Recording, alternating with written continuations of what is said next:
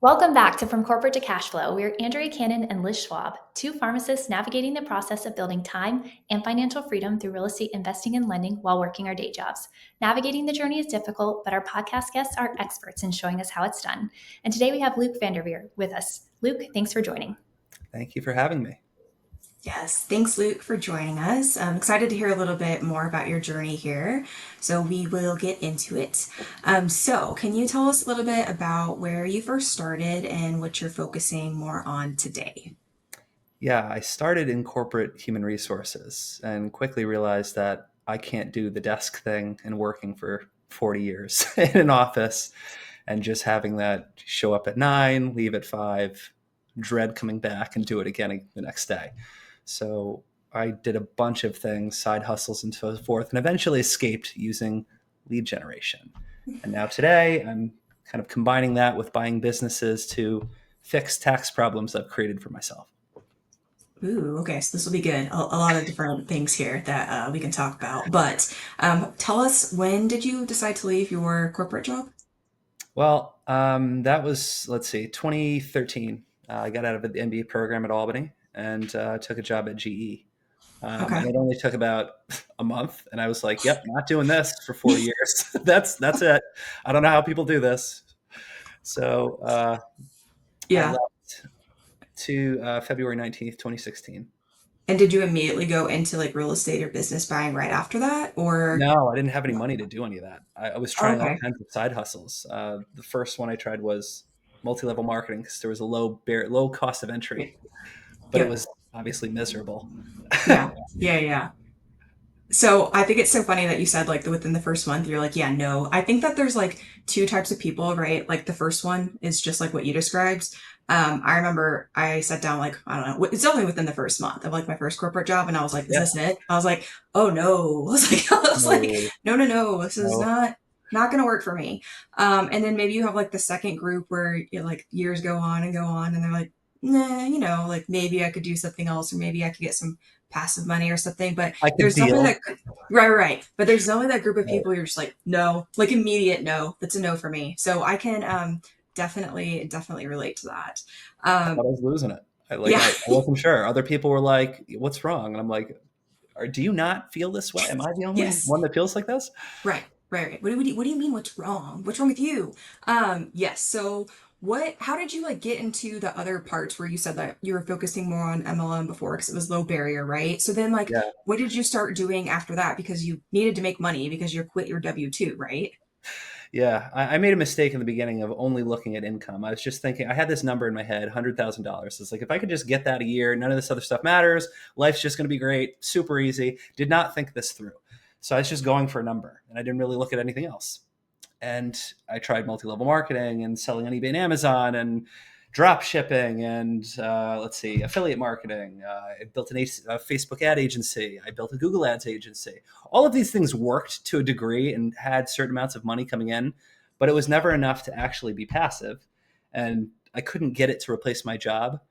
So I just kept like doing all these and I guess you could say failing and learning, losing money in the process. Eventually came across SEO. For people who don't know what this is, it's moving websites up to the top of Google so that people see it. And once I learned that, I started building an agency again. It turned into another job. And I was like, I don't know how many times I'm going to make this same mistake, but just kept doing it. And then eventually I figured out that I could build websites that generate leads for businesses, but instead of doing it for somebody, I could own the sites and then rent it to them, which made it passive for me. That was the game changer. And I was like, finally. So I was able to quit my job after about 6 months of that, going really hard, just had no life. Yeah, And that's from super there, I'm interesting. free. And is that what you're focusing on today, currently? Yeah. So now I have lots of sites that are rented out to people. So those kind of just chill. And as long as they're sitting at the top of the search results, people keep renting them from me. So that's passive money. It's got like digital real estate essentially. And I have a coaching program that teaches that. And then between both of those, it creates lots of tax problems. So I started buying businesses to offset that active income. Wow, that's super interesting. I have so many questions just because we haven't interviewed someone like you before yet. So how did you even get into this like whole website coming up to the top of the search results? Because like it's something that I guess I really haven't thought about much, but it's super like relevant, right? Because like if you Yeah, own a business, like you want to come up first, or um, half people they're probably not even discoverable because they don't know how to make their website come right. up first or within the first 5 clicks pages, right? So how did you even like get into that? I was just Googling how to make money online and it eventually hit me. It came up on something. I don't know if it was an ad or what, but somewhere between YouTube and Google, there was videos talking about just generating leads with organic SEO. And I was like, what's this? Right. So I learn about this and I'm like, oh, that's how they're getting websites to the top so people see it. I'm like, that's cool. So I started paying for courses on how do I do this.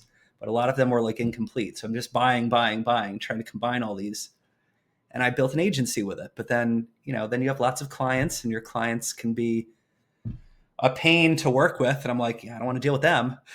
And I was like, maybe I can just not have the clients. I'm like, if I can do this with a website, why does it have to be their site? I'll just do it for me. So I just started doing that. I didn't know if it would work, but I got it. I started building sites in all the niches I was already in: towing, HVAC, tree services, limos, plumbing. And then leads started coming in and calling me, and they're like, hey, like, we need a limo. And I'm like, hold on a second. I just like pretend I'm going to go ask my guys. And I just call up a limo company and send them the lead. And I was like, I will give you more leads like this if you pay me $1,000 a month. And I just started making deals with people like that. And they're like, yeah, cool. And I was like, That's super smart. I I love got it. this. So I This just started is renting sites. Yeah, no, this seems like very not like I don't want to say hands offish, but to your point, you're like, do I have to interact with people? So like I love that it's kind of like more of that like passive, not like people constantly bugging you and you having to deal with all the problems. But Yeah.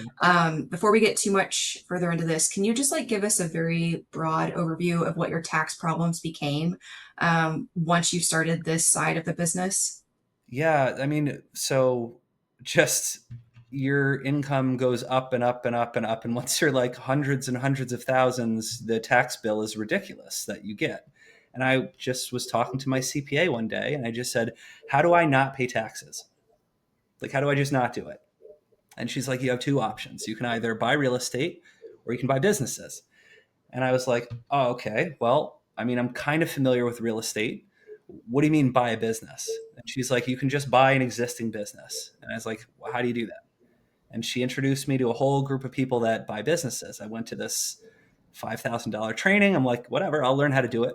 Went for a couple days, absorbed all this knowledge, went out and bought a catering company a few months later. And that it was the whole new experience, just buying a business, using an SBA loan, all this stuff, just kind of figured out trial by fire. Wow. And so buying a business, can you start your own business? Would that give you the same tax benefits? Why did you go with buying a business? I went with buying one because I went digital with mine, right? So there's Mhm. not really, I mean, I could write certain things off. Like I could write off any of my personal stuff. I want to go travel and whatever. I just turn it into a business expense and that's gone. But if I want to write off a large portion of income, you need like equipment and furniture, like FF&E, furniture, fixture, and equipment. And I don't have any of that as a digital thing. Like I could write off a keyboard, but other than that, not much. So I was like, I got to find a business that's asset heavy. And I was looking for things to buy, trying to find something simple because one of the things I learned was, you know, I mean, it's kind of common sense, but they just reinforce this. You can't buy something crazy that you don't understand. You got to buy something simple. So it's like, okay, so I'm looking for things I get. I'm like, plumbing, concrete, and like trash removal. I'm like, I just want something simple. And we found ice cream catering, which was like the trucks that drive around and play the song and sell overpriced ice cream to kids, and catering events, ice cream catering for a wedding and stuff. And I was like, this is cool. And it happened to be, after looking through a million businesses, I happened to find this guy who was a person in my hometown who was selling. And I have had it before. I have that truck. I've known it my entire life. And I'm like, oh, okay. And he had 52 of those trucks. And I was like, ooh, okay. So between that and the $1 million piece of real estate, that's going to eliminate all the other income because I can use a cost segregation on the real estate and I could use all the offset of all that heavy equipment, all that stuff to depreciate, accelerated depreciation this year and wipe out everything else. So it did the majority of the other income, which was nice. Yeah, no, that's really cool. And you might not know the answer to this question. And just a disclaimer, no one on here is a CPA, but Does buying a business and the write-offs that you get from the buying the business offset active income or only, or excuse me, like non-passive income, or does it only offset passive income? Like, I just don't know how that works. Like if someone has like a W-2 job, could they buy a business to take care of their tax problem? And you might not know the answer. My understanding was that it offset active income. Okay. So I'm pretty sure you can still do it for that. Like plenty of people like buying businesses and then using it to just remove their taxes. It's like you're taking that income and then you're just creating all of these other problems and those just wipe out this and then you're like, all right, no tax bill. That's how it worked for me. So it was great. So now I have to do that every year though, because then of course the business will make money and then you got to offset it again. So this is just like a never ending cycle now. Oh man. So tell us, when you bought this ice cream catering business, when and have you bought more businesses since then? And what have they been? Yeah, so that was 7/31/23. We bought the ice cream catering company, which was actually a terrible time to buy it because that's pretty much the end of the season. Like August, it starts rapid, like going down. And I've since tried to buy other ones and things fallen through because of uh, loans and business owners deciding they want to sell last minute, whatever. But now I have a paving company that'll probably be closing sometime in February. So we'll see. But first one was SBA loan, 1.76 million. It's like 220 something thousand down. That money all came from websites that I was renting to people. So that was just one business turning into buying another one. Um, and then that it was a new process for me, trying to like filter through what businesses make sense. Like, is it a simple business to run? Is there, some kind of management structure in place so I don't have to be there? What's the customer concentration like? So if I like lose one customer, my whole business doesn't implode. How much competition is there in the area for this? There wasn't barely anything.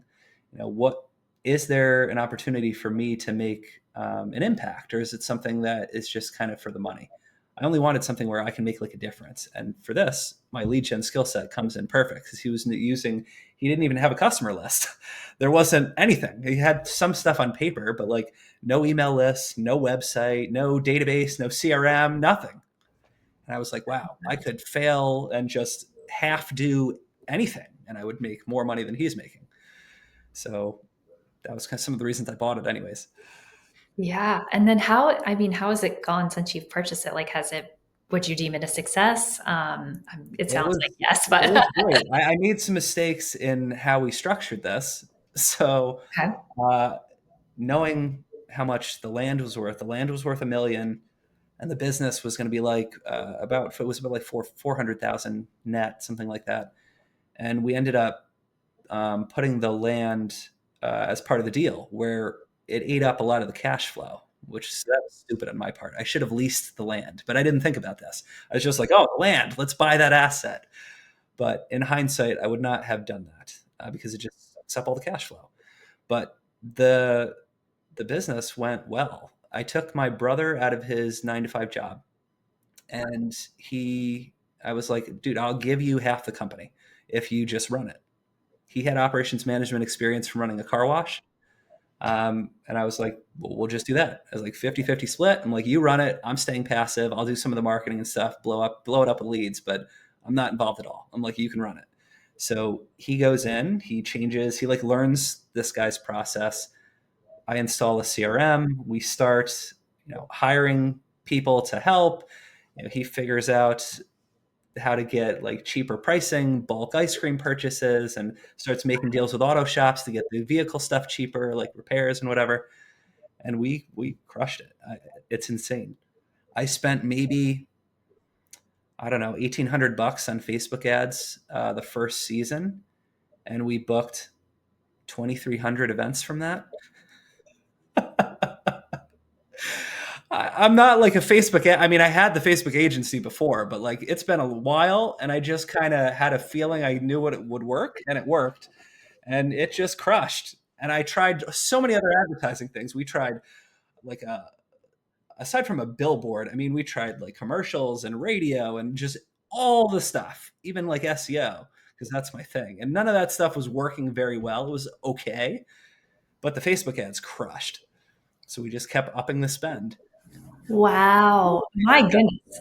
We blew away his income. So it's like we lowered the gross revenue for the year, but like 1.5x the net, decreased all kinds of expenses. It just made everything all around better. And like I don't have to be involved and it pays, which is nice.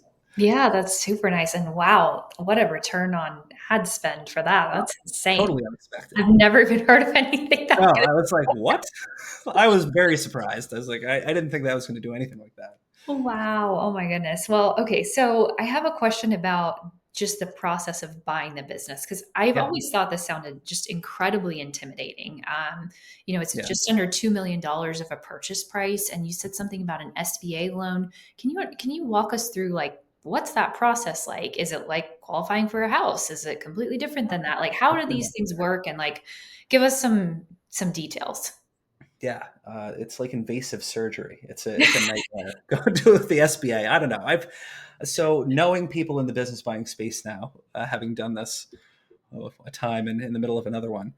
Um, some people have said it's easier, but the bank I chose, it was a miserable experience. They're just asking for every possible financial document that you have. They're your personal bank statements, your business bank statements. They're doing credit checks like multiple times as this is going on to make sure you're still okay.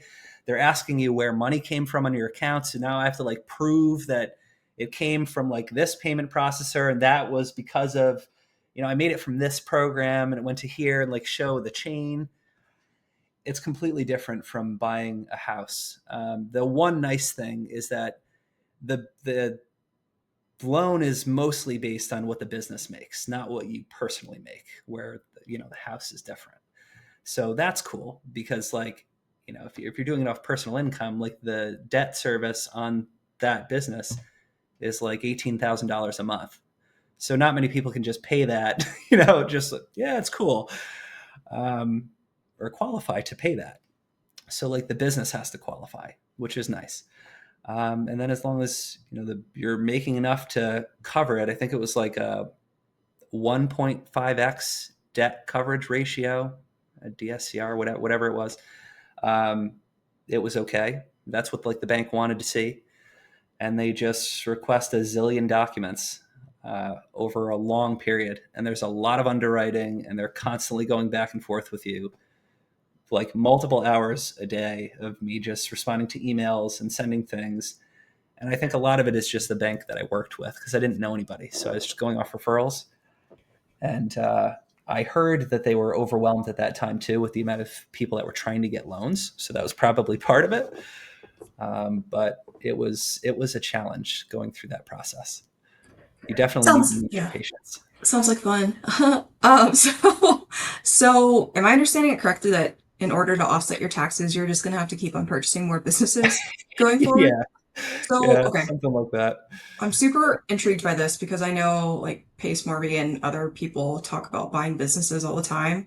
Yeah, And it's funny to me because, and let me just say, I know nothing about any of this, right? I couldn't tell you the first thing about buying a business, where it's just like, they make it sound so simple, like, oh, hey, just go to the grocery store and like pick up a thing of like green beans. And you're like, oh, just go ahead and just buy a business, right? You're like, oh, okay. So my question to you is how, like, what kind of person would you even like recommend this to, right? Because I know you're talking about offsetting taxes and stuff, but like you yeah. have the real estate choice, you have a buying business choice. And so, what type of person, I mean, obviously you've been very successful, would you recommend to go down to buy businesses? If you have to be willing to take on a high level of risk. I'm okay with it just because I know whatever happens, I trust that I will figure it out. If you're the person who gets stressed very easily and everything worries you, this is not the way to go. But the upside is massive if you're the person who's like, it's okay, I'll figure it out. Like problems and problems and problems. And I'm just like, all right, well, whatever. We're going to figure it out and it'll just keep coming. And if you're okay with that, the upside is tremendous. And of course, like there's you know people that you can learn this stuff from, right? Like I didn't know this. All these questions to ask on what to make it slightly more safe. And like if you think about it, some of the things I was told, right? Number one, profit margin. above like 25% above. So you're picking something where you don't, there's a bunch of margin there. So even if like you're not quite as good at selling, you can't price it quite as high, whatever, there's still some room where you're making money. You don't have to sell like a million things on this little tiny slim margin. So there's one. Years in business. If you a startup, the numbers are awful for how many businesses survive. But once you're past like, 10 years, most businesses, if you just like put somebody, we could take any of us, throw one of us in there to run it, chances are pretty good that you're going to be okay as long as you don't like mess with things that are already working. So if we can find something that's already working, we just keep steering the ship. We don't have to like get it going again. So that was another one, buying something that already exists. And then simplicity. Like I'm not going to buy a medical practice. I mean, I guess you could, there's some for sale. I'm not going to because I have no idea about any of that. And that if you need, some businesses, you need a person that has a certain degree or license or whatever to own it or to run it or whatever. I wanted something where, if everybody quit, I can just jump in and figure it out. So if it's a trash pickup business, how hard could it be to figure out how to get the truck over to the place to pick up the trash? Like I'll be okay. So I'm just trying to, minimize the variables Yeah. so I can control as much as I can. But then at some Yeah. point, it's a bit of a risk. I was a little nervous taking on a $17,000, loan. But whatever, it worked out because the business makes money, so it's okay. Yeah. Do you think you're going to target ice cream going forward? No, no, that No. was a terrible choice. that was bad. I would not have done this looking in reverse, because there's no other play. It's cool because it brings in some money, and we think we got lucky with a few things, but Hmm. there are other plays beyond just buying it to run it, because you could buy multiple businesses, you can roll them up and then sell it for a higher multiple. There's ways to get major leverage. And this doesn't really use my primary skill set of local SEO. Hmm. So I'm losing out on some of the force multipliers by picking that type of business. But I really just wanted to do it. So I kind of Yeah. forced that one through. Yeah, you kind of like led right into my other question with this, but you just described, I wouldn't have done this now, the ice cream thing, right? So, what is like, can you explain maybe just a few things that you wish you would have known when you first started buying businesses that you now understand? That every business owner will just lie through their teeth to sell the business to you, and everything sounds great. Oh, the business is great. There's no problems. All my guys are awesome. Everybody's going to stay. There's no legal troubles. There's a lot of things that we found out later that, thank God we got a good price for the business, because we had to eat a lot of costs, like trucks expenses, for example. Like this guy, we must have spent $250,000 in truck repairs our first year. Holy. 250 grand. Like that's just coming right out of our profit that we would have had. Yeah. But because of my brother's skill set and mine, combining those on the business, we were able to eat that and still come out ahead of where that guy was, even with that plus the loan on top of it, and still make money. So we could have been really screwed if we didn't have that kind of skill set, just because we did Yeah, not do enough due diligence. absolutely. That makes a lot of sense. Just like realtors, right? Like they're Yeah. this house is fine. You're like, it's literally falling apart, but like, okay. So, More questions, more yeah, shadowing, better questions. But if you don't know what to ask, you don't know. And I didn't amen. know. Yeah. No, that makes a lot of sense. Man. And then I know we hear in real estate, like making creative finance offers, right? Yeah. So have you explored doing that for purchasing businesses as well? Only recently. When I was trying to find that first one, I hadn't really thought about using Facebook ads to like source leads for off market. So I was mainly just using Biz by Sell and LoopNet to find businesses. And I looked at, I mean, I didn't even know, 3, 4, 5,000 listings. I submit hundreds of LOIs, and I was talking to so many brokers. Like I've been free, so I don't have a job. I haven't had one in years, so I have all the time in the world. So I was just spending all day, every day, calling brokers and talking to people, trying to find deals. But I was finding that the things on market, a lot of them were wildly overpriced. Multiple people are bidding on it, and there's hedge funds and things that are buying, businesses. And I don't have deep pockets like they do. Like I can't pay 20x in a business. It just doesn't make sense. And the seller finance and creative thing, There was a few businesses that would do it, but those would disappear really fast because that's what everybody wants. So then other people I found would offer it as soon as they trust you. They didn't want to necessarily do it up front, but after you talk to a seller a few times, you create a little bit of a relationship, then they're more willing to offer you that as long as you have some kind of skill set that aligns or they believe you can do it. If my skill set doesn't match what they do, then they'd be like, no, what if you tank the business? Then I don't get paid. And I'm like, well, yeah. You really have to convince them like, I can do this. I can grow this. Which is also why I'm trying to pick businesses that are a little bit more in my lane. So I can be like, look, I did this with 1 million sites. Look at all these number one rankings. I can do the same for here. That's how you know you're going to win. Pick me. But it takes a little bit of trust building. I think that the rapport is big.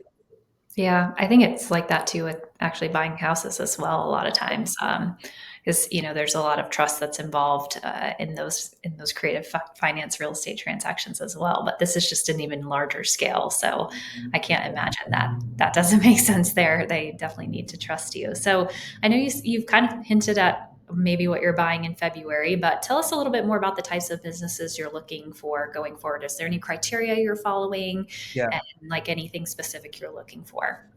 Yeah. So, I mean, some of the ones I learned are the ones I'm kind of sticking with. And then I'm also kind of tailoring it toward lead gen. So, 10 plus employees, reason being, in case people quit, and management structure where there's some management already in place, whether it's supervisor, somebody that can be elevated to like a GM role, because I'm not going to buy a job. Like, I don't care how much it pays. It's not going to pay me enough.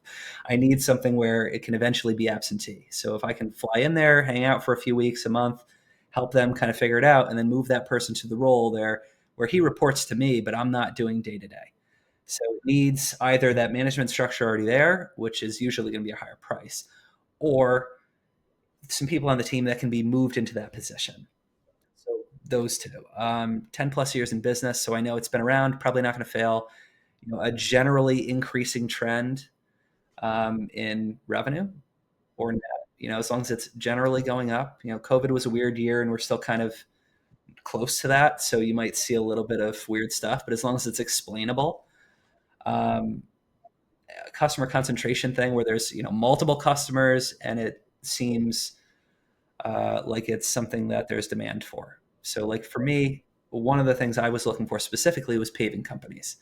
I like paving because it's something everybody needs. You got a massive hole in your driveway, you're going to fix it. There's not really probably not going to just leave it there. There's obviously some residential, commercial is a big thing, like Target's parking lot, huge hole, massive risk, liability for them, they'll get sued. They need that. The government needs highways paved and things. So any of this would be fine with me. So that's some of the safety. And then also for a roll-up strategy, buying other companies and branding them all the same and then selling it for another multiple, it's an easy thing to do. I know that there's large hedge funds that are doing it in that space. So I just know there's potential there. And then for SEO, I've got a lot of paving websites that I've done this for. So I just know it's something I could use my skill set on to make it grow faster, making it a little bit more safe for me. Yeah, that makes a lot of sense. I wanted to ask your thoughts on, I feel like one of the popular things, and your brother, it sounds like, has some experience in there, is car washes and then also Yeah. mats. Any thoughts on those two business types? So I've tried. I was trying to do that up front because that was his experience. He ran a new one that they started not far from us in East Greenbush, and he took it from 0 to 130,000 a month in like 5-6 months after it opened. So yeah, so some rich guy bought the thing, 4 million cash, like the land, put up a whole brand new wash. My brother was running another car wash locally that does very well. That's kind of like a local franchise. And they poached him from there and put him in charge of this. And they're like, get us up to speed. But then after he got them there, they just got rid of him. And they're like, your 80 grand salary is too much. We're already good now. So see ya. And that pissed him off. And then he told me, and I was like, oh, forget them. So that was why I threw him in here. But yeah, car wash thing is great. Obviously, huge moneymaker. Mm-hmm. Just a lot of I mean, from what he told me, a lot of technical stuff, like machines breaking down, and he was always in fixing, trying to learn how to fix things and buy chemicals for cheaper and figure out customer problems when people are complaining, like, oh, it took my wheel off or it scratched the hell out of my car. Yeah. We're trying to find that, but it was like a hot thing with hedge funds, and they were paying like 4, 5, 6x. I mean, you could probably find it right now, Biz by Sell. You'll see them all over the place. Hedgestone business brokers, Synergy, all these big brokers will have these car washes, and they'll sell for insane numbers. And if you pay those numbers, it doesn't make sense. Like the cash flow does not pay for the debt. You barely make anything, and then it's like it's pointless. And then laundromats, that would be awesome. Everyone I've ever tried to do, they can't show financials. So it's really hard to get a loan unless you're gonna like raise money for it, which I don't know how to do. So I was trying to get like a SBA loan, and they can't show the income because a lot of them are just taking cash and they're not reporting it. Yeah. So then you can't, they'll never get the number that they want for their business price because they're not paying taxes. So they can't show it to a bank to get the money. Yeah, that sounds So like I wasn't able to do either, and I was trying to do both. Yeah. No, and the laundromat situation you described sounds like the perfect recipe for maybe a creative transaction, like a seller It'd be fantastic for that. Yeah, because if you can't get an SBA loan, then how are you going to buy it? Unless you're coming in as a hedge fund or something like that with very, very, very deep pockets. But yeah, that's super interesting. I was wondering, because you haven't had a corporate type of a job in a while, anything advice like from a habits or routines situation that you've developed just to stay focused on your goals? Because you've got a lot going on. And how have you kind of kept organized and moving forward? I think this is a constant learning process. It's something I've struggled with, honestly, the entire time. Unless I have to have a set schedule for myself, just like if I was working at a job. And I'll modify it. If I want to go on vacation for a month and not work, I'll just do that. But I generally will work as if I have a normal job, even though I don't technically have to, because it keeps me more structured. Because I tried the thing I was free for a little bit where money was coming in from rental sites and I didn't have anything else to do. And I was like, I don't have to talk to clients now because of the kind of structure I set it up. So I had a few weeks where I was just chilling, and I'm like binging shows and gym in the middle of the day and just out doing whatever, the bar and all this. And it got boring very quickly. It was almost like being on vacation in college. But it just never ends. It's like, I can't do this for another 40 years either. I'm like, there's got to be, like, man, it's always a problem figuring out what to do. So I was like, all right, I guess it's back to work and try to refocus on some goal, set another one. I like it. I have more business questions. I'm just like so intrigued by this whole concept, right? So and I may not get this correct. So I feel like I heard two different versions of this, and I could just be making this up too. I feel like one person said like you shouldn't buy failing businesses, and then I feel like someone else said you should buy the failing businesses because there's room for improvement. But I feel like you can improve both of them, right? So I guess my question is like, how do you view that? Is it all based on like what the potential is there? Failing businesses? Yeah. I mean, okay, so I know that there's people with lots of money that buy failing businesses and try to turn it around, but I'm not going to be that. I'm not that risk tolerant. I don't know where I am on the scale. If this is like riskiest ever, and this is not risky at all, I guess I'm somewhere over here. But I feel like that's way on pushing the boundary. I'd rather have something where it's already making money and it will continue to make money running as it runs without processes and systems in place. But if processes and systems were put in place, it would go up significantly. Yeah. So like ice cream ones, it fits that near perfectly. I've never met a business owner other than that guy who did not have a customer list.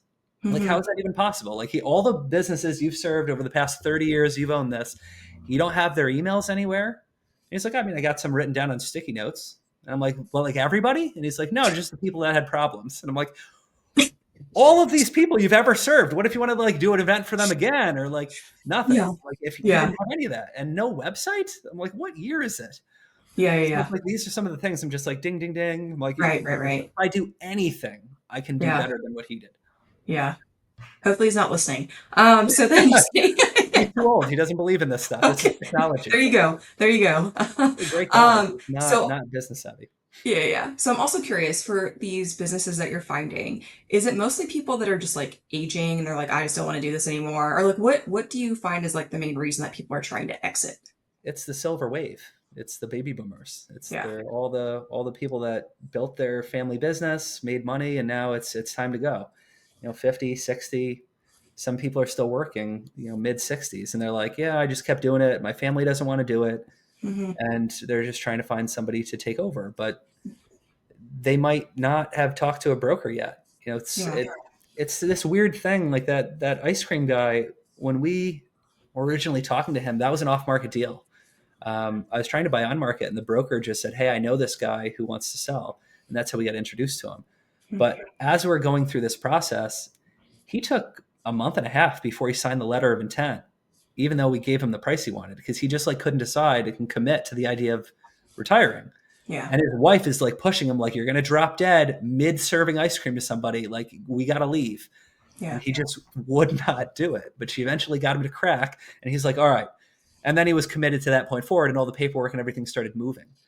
But I found that a lot talking to these people. Like, they aren't quite deciding because they don't know what they're going to do in retirement if they've done this their entire lives. And once they commit, though, then it moves fast. Yeah. That's fair. That's fair. And I think that's a hard decision, but also you need to know like what you want your life to look like, right? Yeah. And like, are you financially there so that you can sell the business or Yeah. like retire? So I know that could probably be a very difficult decision. So on that same line of thought of going back to like just like maybe not knowing. So let's say we're talking to someone who's new on their financial journey. Let's say they're in their corporate job a month in, they're like, oh no. And so they're like, I've got to figure out a way to like create some more income or start my financial independence journey. What advice would you give them in 30 seconds? Ooh. Decide what you want first. Decide what you want and make sure it's not just about money. So maybe this will trigger somebody to think about it. The thing that I needed was time. It wasn't so much about money. Of course, you need money to live. You want money to do fun things and not just be able to pay bills and survive. But like the biggest thing was for me time. I wanted the time to be able to say, I'm going on vacation right now. I'm not coming back for a month.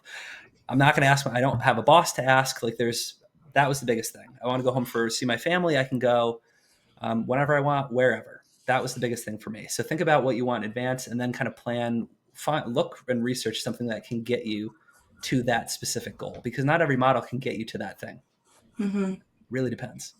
And what would you say your plan is going forward? I know Oh, that geez. you. Sorry, go ahead. Well, yeah. One of the things I've been struggling with is personal fulfillment. So I don't know. So another thing, I get all the time in the world. More money's cool, but like fulfillment, I'm still a work in progress. I'm working on that. I don't Mm-hmm. know. As far as business stuff goes, that's easier. I'm just going to buy another business. So I have another paving company lined up. That one's going to be about 3 million. Should close sometime February, March.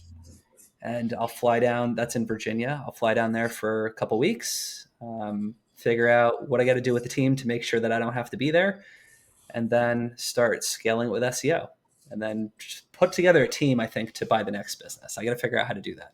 Never really Yeah. had to do it. I've always been a lone operator, but I'm going to have to figure that part out if I Yeah, want that's to keep awesome. doing this.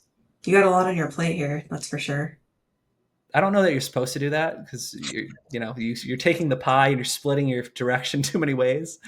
But it's like I'm already in all these things now, so it's like I got to see them through, and then I'm going to try to narrow the focus a tad so I can go a little bit harder on each one. Yeah. I mean, to your point, this is funny that you're saying this. I think you just described to yourself and what you said earlier. Like, if you're okay with a lot of stress, then business buying is for you. Because when you're like, I don't know if you're supposed to do it, but like, I'll figure it out. So, like, you just described like yourself while you were answering that question, basically. Yeah, I mean, I guess this was all a decision the day I was going to quit, or like a week before I quit. I Right. did not. For everybody out there, if your friends and family are telling you that you should stay at your job because it's safe and whatever, my family did not support this at all. The original thing, when just lead gen sites and all this, I was just doing this, and I didn't even tell them I quit. They found out months later because they caught me because I was just out doing stuff in the middle of the day when they called, and they're like, "Aren't you at work?" I was like, so they How caught me, fast? but I wasn't going to tell them. I was just going to just live my life and they'll find out eventually. And that's what happened because nobody supported it. They're like, oh, no, just keep the job and whatever. Like all of my friends, I didn't get one person who was like, yeah, you should totally do that. Everybody was like, no, stay at your job, safe, And I was like, no, you're all wrong. That's not happening. So what do they say now? Oh, now they're like, oh, well, that was smart. Yep. It didn't Isn't go that complete funny? opposite. I was really hoping they'd be like, "Oh, I told you that the whole time," so I could be like, "Lies," but nobody actually went that far. They're just like, "Oh, well, congrats." I'm You're like, like, whatever. thanks so Silly. much for the support. Yeah, yeah, Stay. yeah. Whatever you believe is what you should go with, and not worry about Right. anybody else. Yeah, As I long as like you're that. okay with that, you can always go back and get a job. Right? Whatever. I can go find one in a month if I need to. That's always in the back of my head if everything blew up, but it's not Yeah, going to. It'll be very okay. true. And then just quick question too about funding for purchasing your businesses. Yeah. Are you funding this just from previous what's the word, money Yeah. that you earned, or do you Yeah. think that Exactly. eventually you'll need to raise capital so that you can continue purchasing businesses? My website rental stuff has allowed me to do all of these. It's produced lots of cash, so I could just use that to buy stuff. But like the paving one, I wanted to try to get some kind of creative thing since I had never done it before, and I got the guy to lower it. So the down payment would have been 300,000. Since it's a $3 million loan, I got him to do half of it seller finance. So now I only have to put in 150. And because it's an SBA loan, it's a 10-year carryback, so I don't have to start paying him back for 10 years, which is cool. Um, but I'm gonna have to learn the whole, raising money. I don't know how to do that, so I've always just used mine. Yeah, well, if you have the money, that's pretty cool that you're able to do that, right? Because I think a lot of people have to raise money because they Yeah, don't have the money for it. So it's cool that you haven't had to do that yet. It'll just be a new skill that I'm sure you'll be fine developing, though. Especially after you've done a couple, right? Because I see a lot of people out there raising money for real estate deals or for business buying or for RV parks or for mobile home parks. And this is the first one they've ever done. And I'm like, yeah, do I want to put my money with that person? Right. But when you already have the skills that are helping to build whatever business, honestly, with your SEO skills, and lead generation skills that you can pretty much apply that to a lot of different things. And then also you've already bought and, successfully taken over a business. And at this point, it'll be two businesses. I think that will really speak for itself almost when you're going to raise funds. At least I would think so. I hope so. I would welcome private money because then it's cool. Then I can take mine and put it in something else, and maybe I can get two at the same time. I just make me go faster. That would be great. It's not a skill that I possess currently, and Yeah. with so many things to focus on, I can't focus on that right now either. Right. No, that makes I sense. have to know. I have to know my limit. I think I'm at my limit in terms of what I can handle. Yeah. Well, it seems like you can handle a lot because this stuff is really cool, and we've definitely appreciated learning a lot about it. So, thinking about, you have a lot of the time, and you mentioned that was important to you. And so, curious because both Liz and I are focused on traveling, exploring the outdoors, and having fun in addition to making money. So, wanted to hear if you have any bucket list travel upcoming that you're thinking about. Okay, so there's two things. One just happened and one's coming up. Oh, The one yeah. that just happened is crazy. I want to share this because I always thought it was a woo-woo like BS stuff, but it's legit. Vision boards. Uh-huh. The first time I heard about this was when I was doing the multi-level marketing stuff, and they're like, you got to put a vision board up and like cut out stuff on a magazine, throw it on the wall, and it's just going to happen. And I was like, yeah, okay. So I was like, fine, whatever. So I did this. And I had a picture of um, Navajo Beach, Shipwreck Beach in Greece. Mhm. It's like, for people who don't know this, look it up. It's the coolest looking beach ever. The water is like this aquamarine blue. It looks so cool, like electric blue when you're coming in. And it was exactly like the picture. Huge cliffs. There's no way to get to the beach other than boat unless somebody like airdrops you in. There's an old ship that's rusted out and crashed like on the beach. And it was just on my bucket list since like, I don't know, 2015, 2014. And I ended up going there, and then I found that poster board like in my parents' house, like in my old bedroom. And I saw it. Everything on that poster board has come true. Every single item. There's like 50 things in there, all of it. And I was like, oh my God, this is so cool. So now I'm a complete believer in this. As long as you put in the work, like it doesn't just happen, but like I worked, but all that stuff came true. So that's crazy that you could just That's like, incredible. it was the coolest thing ever. All of the things on it, literally every single thing, like the car, the vacations, the hotel, like all the stuff. It was unbelievable. So like that's the coolest thing ever. And then coming up in August, I'm going to Iceland for like 2 weeks to just drive around. I don't really.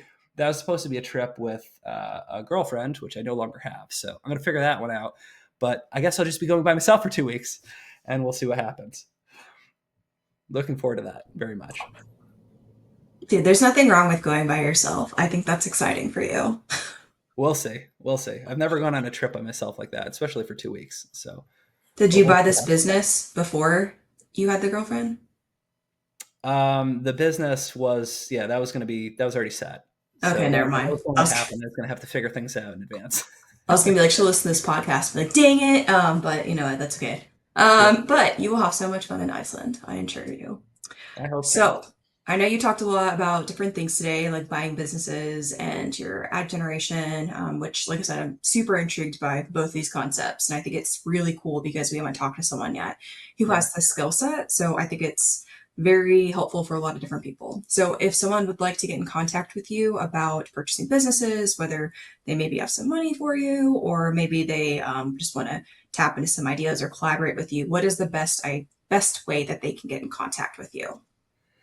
Um, I mean, probably Facebook or Instagram. It's just Luke. It's just my name, Luke Van Der Veer, on Instagram and Facebook's /website rental coach. I should have probably just left it my name, but I switched it to match my lead generation business. I think those would be probably the two best ways to get in contact. I could definitely help people source some off market sellers. Yeah, that would probably be huge. I mean, if anyone's looking for business buying, he's definitely nicely pointed out that LoopNet and BizBuySell and anywhere else where you might be Crexy or anything looking at online businesses, they are very overpriced. It's kind of like Zillow, right? Like, Yeah, they throw out some insane number, and then people are like, "All right, I guess that's what it is." It's like I'm not yeah, paying that. yeah, like You get those better things. deals off market when you're talking to the seller, and there's no other people to compete against. There's no broker. It's better to have those conversations. So I Yeah, just run Facebook ads trying to source those for myself instead of doing biz by sell because that's a nightmare going through all those listings. I yeah, remember. and those brokers are taking commissions too and Yeah, everything. So, like, the sellers still can make a great amount of money and just not have all those other fees involved, which is really nice too. So, right, right. this is definitely a good option for anyone looking to even think about buying a business. That's for sure. Well, awesome. Well, I've learned so much from you today. I really appreciate this. It's an area that I have known very little about. And so this has been super helpful for me as well as Liz to get to know a little bit more. It's kind of been on my radar, like buying businesses sounds really cool, but it's just, like I said, been really intimidating. So Yeah, I really appreciate you sharing your knowledge of buying your business so far and the ones to come, and hopefully many more. I'm going to be looking out for your social media posts about them. So I really appreciate that. But yeah. with that, thank you everyone for listening to this week's episode of From Corporate to Cashflow. We will catch you next week. Hey, it's Andrea. Thanks so much for listening to this episode. If you liked it, I'd love it if you hit subscribe. Thanks so much.